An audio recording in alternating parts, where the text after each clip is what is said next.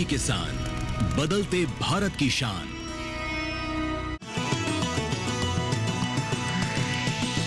DD किसान, बदलते भारत की शान।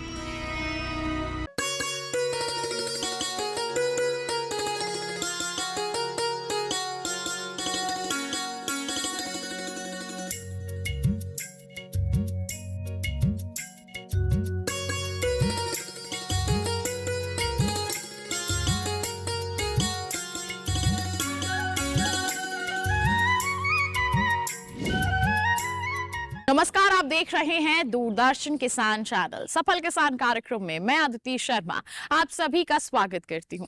हमारे इस कार्यक्रम में हम देश के अलग अलग क्षेत्रों के उन किसानों से आपकी मुलाकात करवाते हैं जो अपनी कड़ी मेहनत, लगन और अलग सोच के चलते सफलता की ऊंचाइयों को छू चुके हैं और अन्य किसानों को भी प्रेरित कर रहे हैं आगे बढ़ने के लिए।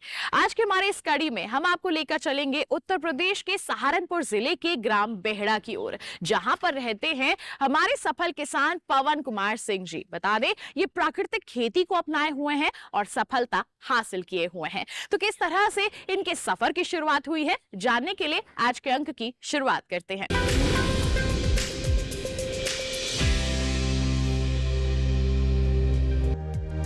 उत्तर प्रदेश का सहारनपुर जिला अपनी उपजाऊ भूमि और गन्ने की उत्कृष्ट पैदावार के लिए जाना जाता है। गन्ना यहाँ की मुख्य फसल है और इस क्षेत्र की पहचान भी। लेकिन समय के साथ यहाँ के किसानों ने पारंपरिक खेती के साथ साथ नए प्रयोगों को भी अपनाना शुरू किया है। आज सहारनपुर के किसान गन्ने के साथ साथ खेत मिट्टी और पर्यावरण को ध्यान में रखते हुए टिकाऊ खेती की दिशा में आगे बढ़ रहे हैं। इन्हीं प्रगतिशील किसानों में से एक हैं पवन सिंह जी, जिन्होंने कुछ साल पहले रासायनिक खेती को छोड़कर प्राकृतिक खेती का रास्ता चुना। शुरुआत में मुश्किलें जरूर आईं, लेकिन अपनी लगन और दृढ़ निश्चय से उन्होंने हार नहीं मानी। आज पवन सिंह जी न केवल खुद सफल किसान हैं, बल्कि अपने क्षेत्र के अन्य किसानों के लिए भी प्रेरणा स्रोत बन चुके हैं। मैं 2017 से जैविक खेती करता आ रहा हूं और मैंने 2017 में जैविक तरीके से गेहूं की फसल उगाई, जो शुरू साल मेरा 1 क्विंटल प्रति बीघा औसत निकला। और उसके बाद धीरे धीरे ये बढ़ोतरी होती चली गई। पिछले वर्ष मेरे गेहूँ 1 क्विंटल प्रति बीघा से बढ़कर 3 क्विंटल प्रति बीघा हो गए हैं। और मैं सभी किसानों से आग्रह करता हूँ कि वो भी जैविक खेती ही अपनाएं। रासायनिक खेती को छोड़कर जैविक खेती में फ़ायदा है, इसमें लागत कम है और मुनाफा ज़्यादा है। पवन सिंह जी ने अपनी प्रारंभिक पढ़ाई गांव में ही पूरी की और उसके बाद रोजगार की तलाश में बाहर चले गए, जहां किस्मत ने एक ऐसा दुखदाई मोड़ लिया जिसकी उन्होंने कभी कल्पना भी नहीं की थी। एक दुर्घटना में उन्होंने अपना एक हाथ खो दिया। ये उनके जीवन का बेहद कठिन दौर था, परंतु उन्होंने इस घटना को अपनी कमजोरी नहीं बनने दिया, बल्कि इसे अपनी ताकत बना लिया। वे अपने गाँव लौट आए और अपने भाई के साथ मिलकर खेती बाड़ी शुरू की। मैं सन 1990 में 10वीं करने के बाद प्राइवेट जॉब करता चला आ रहा था और मेरा 2011 में एक्सीडेंट होने पे एक बाजू कट गई, जिसके कारण से नौकरी करने में असमर्थ रहा और मैं वापस अपनी खेती में आके 2017 में मैं अपने छोटे भाई धर्मवीर के साथ सहारनपुर केवीके में चला गया और वहाँ मैंने जैविक खेती के बारे में सुना और आने के बाद घर पे अपनी जैविक खेती शुरू कर दी।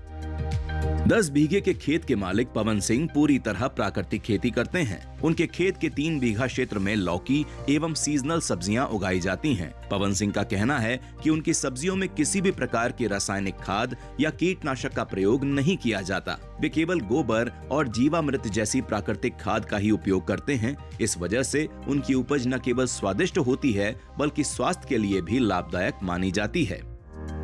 मेरे पास 10 बीघा जमीन है, जिसमें 3 बीघा में मैंने लौकी लगा रखी है और 5 बीघे मेरे पास गन्ना है और 2 बीघे उड़द की फसल लगी हुई है। और मेरी लौकी में रासायनिक कीटनाशकों का प्रयोग नहीं होता।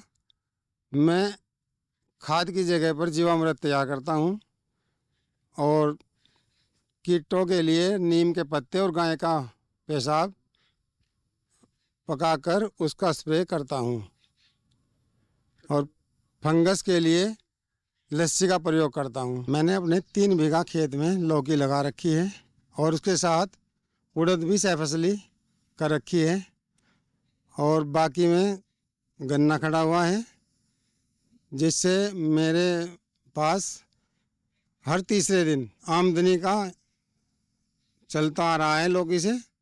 और गन्ने में 1 साल में 1 बार पैसा आता है। फसल में और घर के बच्चों की पढ़ाई लिखाई में पैसे की आवश्यकता उसमें दिक्कत आती है। और जो फसल सब्जी की है ये नकदी फसल है, इससे तीसरे दिन किसान की जेब में पैसे आते हैं। तो मैं सभी किसान भाइयों से आग्रह करता हूँ कि वो भी अपना खेत में सब्जी की खेती उगाएं और आर्थिक लाभ प्राप्त करें।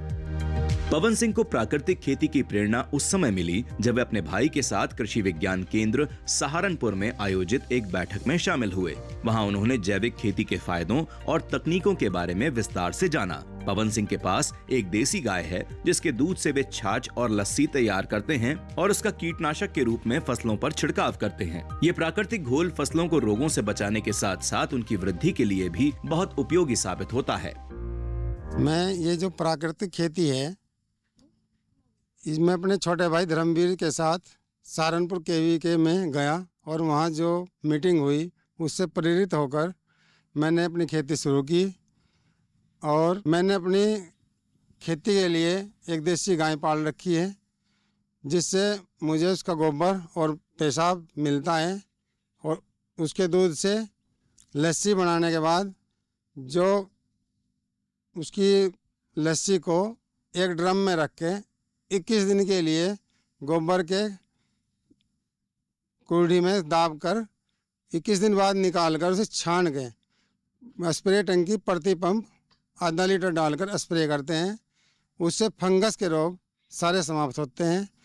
मैं अपनी फसल के लिए कोई भी रासायनिक दवाई नहीं यूज करता, सब मैं अपने घर पे ही बनाता हूँ। इससे मेरी लागत कम आती है और मुनाफा ज़्यादा होता है। पवन सिंह का मानना है कि मौसमी सब्जियां किसानों के लिए नकदी आय का स्रोत हैं, जिनसे रोजाना की आमदनी संभव होती है। उनके अनुसार सब्जियों की फसल से रोजाना नगद राशि मिलती है, साथ ही खेत की मिट्टी की उर्वरता भी बनी रहती है।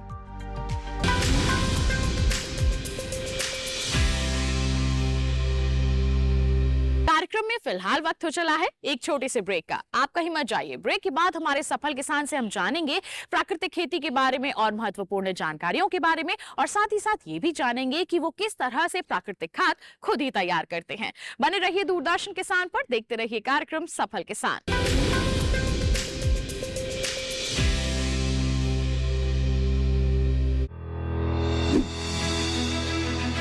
मशीनों के दौर में जी रहे हैं हम। काम को बेहतर और आसान बना रही हैं मशीनें। खेती को दे रही है नई ऊंचाइयां, किसान के लिए है वरदान।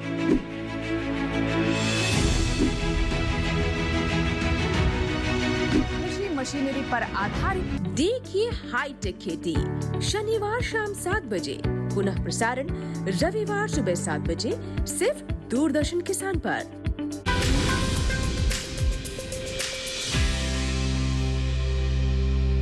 ब्रेक के बाद दूरदर्शन किसान चैनल के कार्यक्रम सफल किसान में आप सभी का फिर से स्वागत है।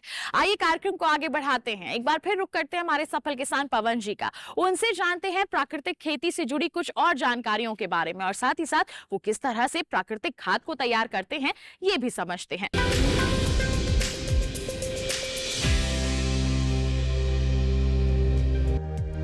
पवन सिंह अपने खेतों के लिए वर्मी कंपोस्ट खाद खुद तैयार करते हैं। इसके साथ ही वे जीवामृत, घन जीवामृत और कीटों से बचाव के लिए जैविक कीटनाशक भी स्वयं ही बनाते हैं। इन सब जैविक उत्पादों से उनकी फसलें न केवल स्वस्थ रहती हैं, बल्कि मिट्टी का उपजाऊपन भी बरकरार रहता है। ये वर्मी कंपोस्ट है और मैंने केचुए पाल रखे हैं। वो गाय के गोबर में डाल करके लगभग 1 महीने में तैयार कर देते हैं। इस वर्मी कंपोस्ट को मैं अपनी लौकी में और अपने गन्ने के खेत में भी यूज़ करता हूँ।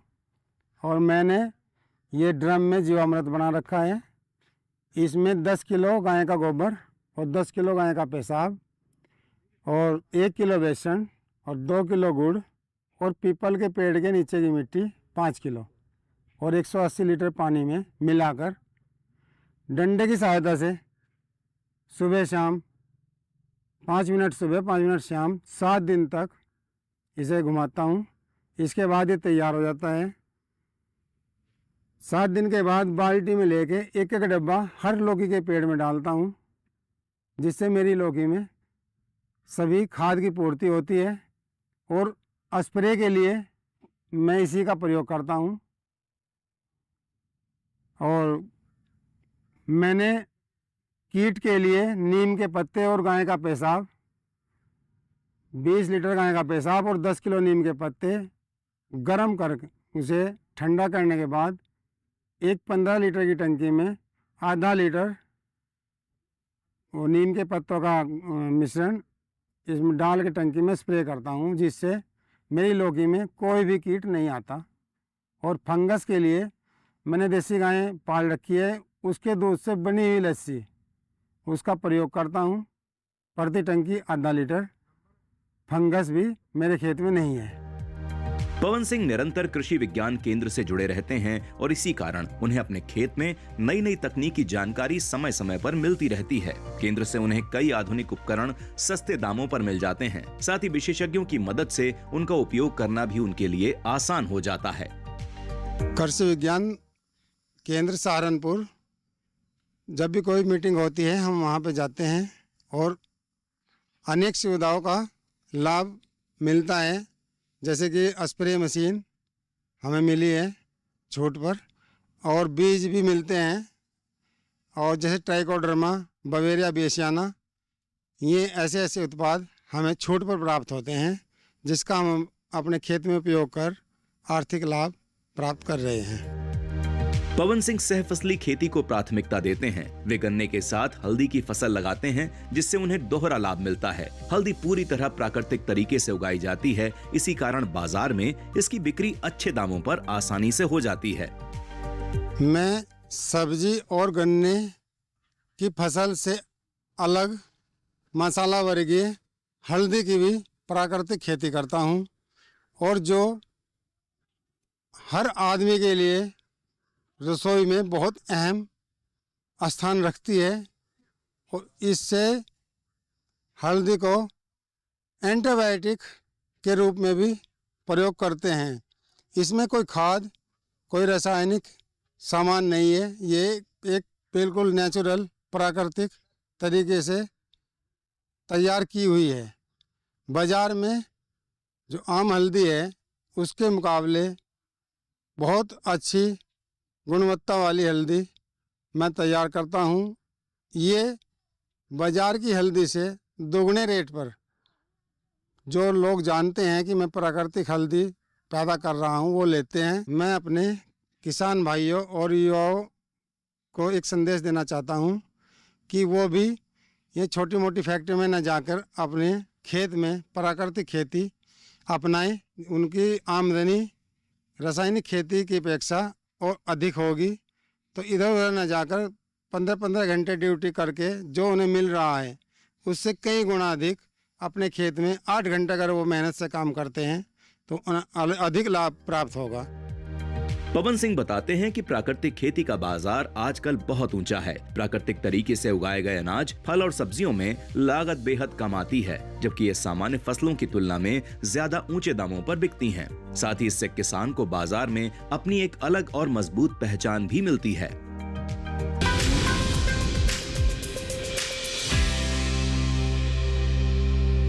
कार्यक्रम में फिलहाल वक्त हो गया है एक और छोटे से ब्रेक का। आप कहीं मत जाइए, हम जल्द ही हाजिर होंगे। ब्रेक के बाद आपको रूबरू करवाएंगे कृषि विज्ञान केंद्र के वैज्ञानिकों से। बने रहिए दूरदर्शन किसान पर, देखते रहिए कार्यक्रम सफल किसान।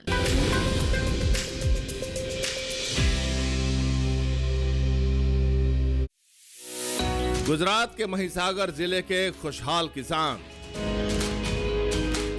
लुणावाड़ा इलाके के किसानों का कमाल।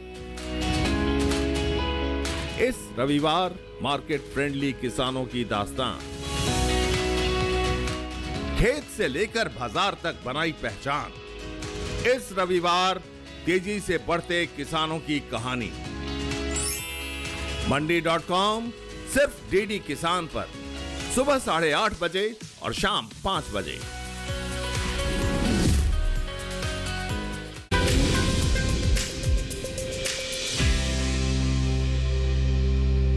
ब्रेक के बाद दूरदर्शन किसान चैनल के कार्यक्रम सफल किसान में आप सभी का फिर से स्वागत है। आइए अब क्षेत्र के केवीके का रुख करते हैं, यानी कि कृषि विज्ञान केंद्र के वैज्ञानिकों से मुलाकात करते हैं। उनसे जानते हैं प्राकृतिक खेती के बारे में, प्राकृतिक खाद और जैव रसायन किस तरह से तैयार की जा सकती है, कैसे इनका उपयोग किया जा सकता है, इसके बारे में समझते हैं। और साथ ही साथ ये भी जानते हैं कि पशुपालन करना है तो कौन सी सावधानियां हमें बरतने की जरूरत है। आइए कार्यक्रम को आगे बढ़ाएं।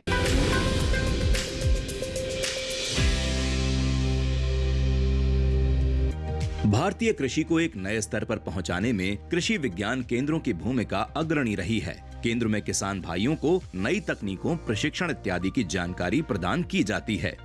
हमारे कृषि विज्ञान केंद्र सहारनपुर द्वारा जो ICAR द्वारा मैंडेट 5 डिसाइड किए गए हैं, जिसे प्रमुख रूप से एक तो ग्रामीण प्रशिक्षण की है, जिसमें चाहे किसान प्रशिक्षण की, कृषक प्रशिक्षण की बात हो, चाहे ग्रामीण युवा की बात हो। दूसरे मैंडेट में प्रदर्शन है, परीक्षण है। तीसरे में आता है एक तरीके का कि ये जो जिला सूचना केंद्र के तरीके से जो भी तकनीकियां हैं ग्रामीण स्तर तक पहुंचाई जाती हैं। तो इस तरीके के 5 जो मैंडेट हैं उसमें प्रमुख रूप से जो हमारा कृषि विज्ञान केंद्र काम कर रहा है, जो कृषक प्रशिक्षण है, कृषि प्रशिक्षण में चाहे कैंपस में ट्रेनिंग हो रही हो या ग्रामीण स्तर पे हो रही हो। हमारे जनपद में 11 ब्लॉक हैं, जिसमें 11 ब्लॉकों में सभी गांव में हम लोग कुछ अंगीकृत गांव भी कर रखे हैं, कुछ बिना अंगीकृत गांव को भी किसानों को प्रशिक्षित करते हैं। कुछ ऐसे भी परीक्षण हैं जो ग्रामीण स्तर में समस्याएं आती हैं, जिनको किसी न किसी रूप में, चाहे प्रदर्शन के रूप में, चाहे परीक्षण के रूप में, हम किसानों की समस्याओं को चाहे उनके ज्ञान के माध्यम से, चाहे प्रदर्शन के माध्यम से हम उनको दूर करने की कोशिश करते हैं। कृषि विज्ञान केंद्र किसानों को कृषि से जुड़ी सभी जानकारियां विस्तार पूर्वक साझा करते हैं। यहाँ मिट्टी की जांच से लेकर बीज चयन, फसल चक्र अपनाने के तरीके और फसल उत्पादन बढ़ाने से संबंधित हर उपयोगी जानकारी किसानों को दी जाती है। आज की जो मुख्य समस्या हमारे किसानों की है वो है कि हमारे जो खेतों में लागत जो है वो बढ़ती जा रही है। इसके सापेक्ष जो है हमें उसका उत्पादन जो है वो अच्छे से नहीं मिल पाता है और उसकी जो गुणवत्ता है वो भी कम होती जा रही है। इसके पीछे 3-4 मुख्य कारण हैं। सबसे पहले आपके खेत में जैव विविधता की कमी आने से हमारे फसलों का एक सिकुड़ कर रह जाना, केवल 1 या 2 क्रॉप को अपने खेतों में लेना, ये सबसे बड़ा कारण है। दूसरा इसमें है हमारी मृदा का प्रबंधन। मृदा स्वास्थ्य के प्रति किसान भाई बिल्कुल जागरूक नहीं है। इसमें केवल वो केमिकल खादों पर आज के समय में निर्भर रह गए हैं। तो इसके लिए हमें अपने खेतों में जैव विविधता यानी कि फसल चक्र को अपनाना है। फसल चक्र के साथ साथ में जैसा कि आप देख रहे होंगे एकीकृत फसल प्रणाली का आज का समय है। एक फसल पर निर्भर न रह के फसल के साथ साथ आप उसमें बागवानी कीजिए, आप उसमें सब्जी लगाइए, आप वर्मी कंपोस्ट का उत्पादन करिए, आप उसमें मछली पालन करिए। इसके साथ साथ में जितना भी विविधताएं आप अपने खेतों में ला सकते हैं उतना आपके लिए अच्छा होगा। इसके साथ में आप मृदा स्वास्थ्य को लेके आप जागरूक होइए।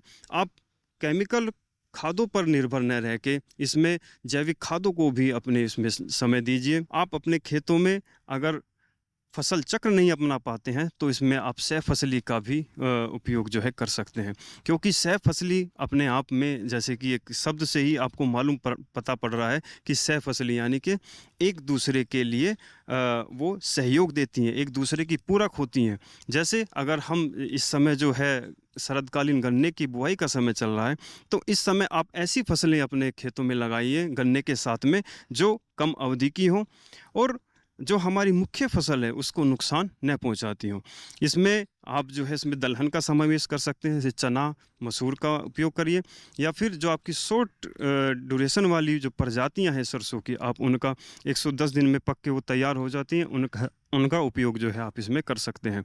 साथ में आप सब्जियों का भी अपने गन्ने में जो है उसको उगाकर अच्छा जो है उसमें उत्पादन जो है आप ले सकते हैं।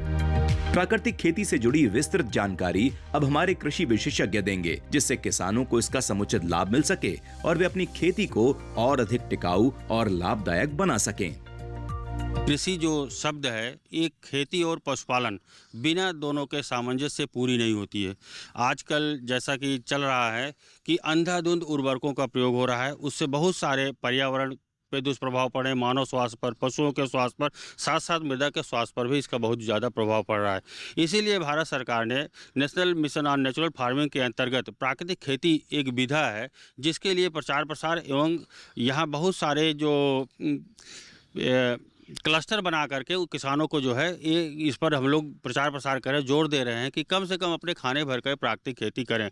प्राकृतिक खेती का जो मेन उद्देश्य ये है कि हमें केमिकल फ्री उत्पाद पैदा करना है, जिससे मानव स्वास्थ्य पर, पशु के स्वास्थ्य पर और मृदा स्वास्थ्य पर उसका असर पड़े, और साथ साथ जो पर्यावरण में दुष्प्रभाव पड़ रहे हैं उसको संतुलन को बनाए रखने के लिए प्राकृतिक खेती बहुत जरूरी है।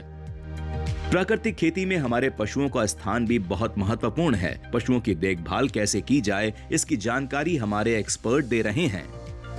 पशुओं में जो थोड़ी सी दिक्कतें आती हैं, हमारे किसान भाई इसको वैज्ञानिक तरीके से अगर करते हैं तो उनको अवश्य लाभ होगा। जैसे रख रखाव, साफ सफाई पर विशेष ध्यान देना है। गर्मी का सीजन हो तो गर्मी से बचाव को उपाय करिए, ठंडी का सीजन है तो पशुओं को ठंडी से बचाव को उपाय कीजिए, बिछावन का प्रयोग कीजिए और शुद्ध ताज़ा साफ सुथरा पानी पिलाना चाहिए। पशु बाड़े की साफ़ सफाई रखनी चाहिए, क्योंकि अगर साफ़ सफाई नहीं रहेगी तो बहुत सारे वायु परजीवी, किलनी है, मच्छर है, मक्खी है, ये सब लगते हैं जो पशुओं के खून पीते हैं, साथ साथ उनको जो है उनके शरीर को दुबला करते चले जाते हैं। इसलिए हर 15वें दिन पे फिनाइल से या ब्यूटाक्स है, टैक्टिक है, पेस्टोवन, बहुत सारी दवाइयाँ हैं, किसी भी पशु चिकित्सक से संपर्क करके वो दवा ला करके पशुओं को और पशु बाड़े में उसका स्प्रे करें। तो इस तरह से उस जो है पशुओं के रख रखाव पर विशेष ध्यान दिया जा सकता है। प्राकृतिक रूप से उगाया गया अन्न ही हमारी सेहत के लिए फायदेमंद है, इसलिए वर्तमान समय में प्राकृतिक खेती हमारी जिंदगी का अहम हिस्सा बन चुकी है।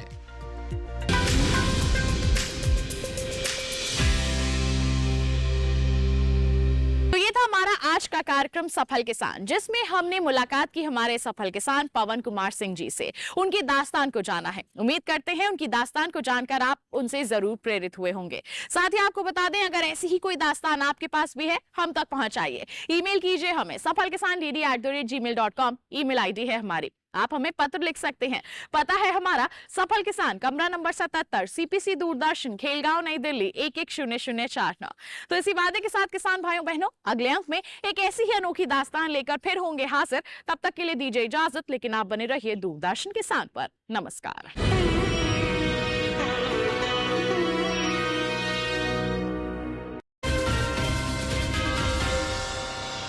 नजर डालते हैं देश के बड़े शहरों की वायु गुणवत्ता पर। सबसे पहले बात करते हैं दिल्ली की, जहां वायु गुणवत्ता अधिक खराब रही। यहां गुणवत्ता सूचकांक 327 दर्ज किया गया। पुणे की वायु गुणवत्ता औसत रही। यहां का वायु गुणवत्ता सूचकांक 132 दर्ज हुआ। मुंबई की बात करें तो यहां की वायु गुणवत्ता भी औसत रही।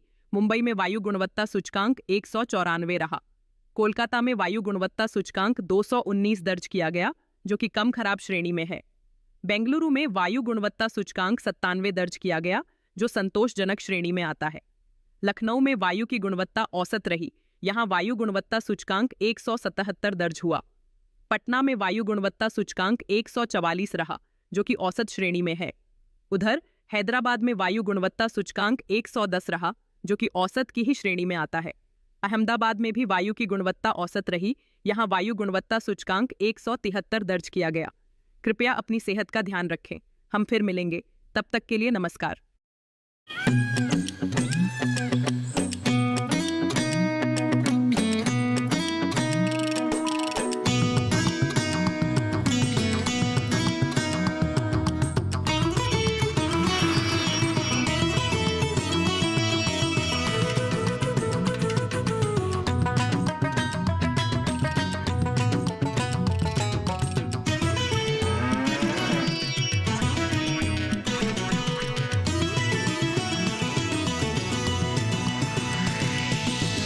डीडी किसान, बदलते भारत की शान। मंडी खबर के सह प्रायोजक हैं